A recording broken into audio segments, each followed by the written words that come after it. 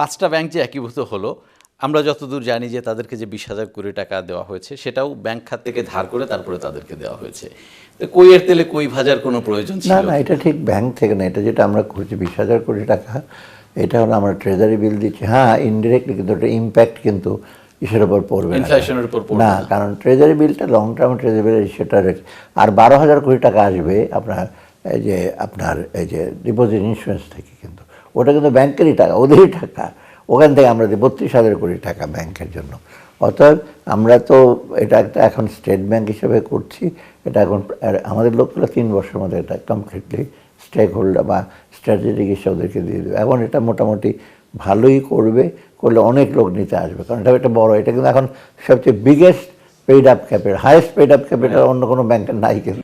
দুঃখজনক হলেও সত্যি, গেল 1.5 বছরে শেয়ার বাজারের যেটা প্রত্যাশা ছিল যে অন্তত একটা ভালো বেস তৈরি হবে, এটা আরও ডাউন হয়েছে। প্রধান উপদেষ্টার দপ্তর থেকেও সুনির্দিষ্ট নির্দেশনা ছিল ভালো কোম্পানি বাজারে যাতে আছে, মাল্টিন্যাশনালগুলো যাতে, ইভেন সরকারিগুলোও যাতে আছে। আপনি স্যার এখানে কঠোর হস্তে কোনো পদক্ষেপ নিতে পারেননি কেন? এখানে কোনো ব্যারিয়ার ছিল নেই না, এটা কতগুলি ছিল বেসিক, কতগুলি প্রবলেম ছিল। আপনার মার্জিন রুলটা একেবারেই সে ছিল, তারপরে আপনার কোনো সিলিং ছিল না, বেনামিতে এই সব কিছু মিলিয়ে যেটা হয়েছে, আপনার ইনসাইডার ট্রেডিং হয়ে শেয়ার মার্কেটে একবার কোনো রুলস রেগুলেশন কিছুই ছিল না।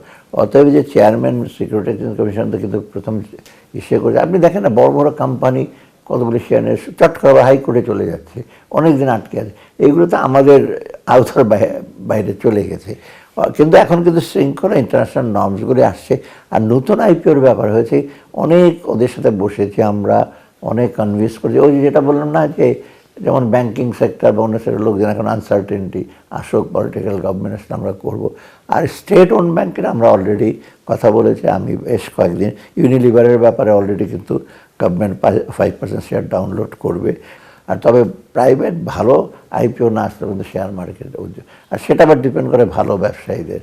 আর আমাদের দেশে ব্যবসায়ীদের একটা মনোভাব, ওদের ওনারশিপ ডাইভেস্ট করতে চান না। ছেলে হবে এমডি, মেয়ে হবে চিফ ফাইন্যান্স অফিসার, এগুলো কিন্তু আপনি পার্শ্ববর্তী ভারতে দেখেন, ওরা তো ম্যানেজ করে প্রফেশনাল লোককে দিয়ে, আর শেয়ার এখানে ম্যানেজও করবে, আবার ওনারও ওরা, এটা ডাইভার্স করতে চায় না।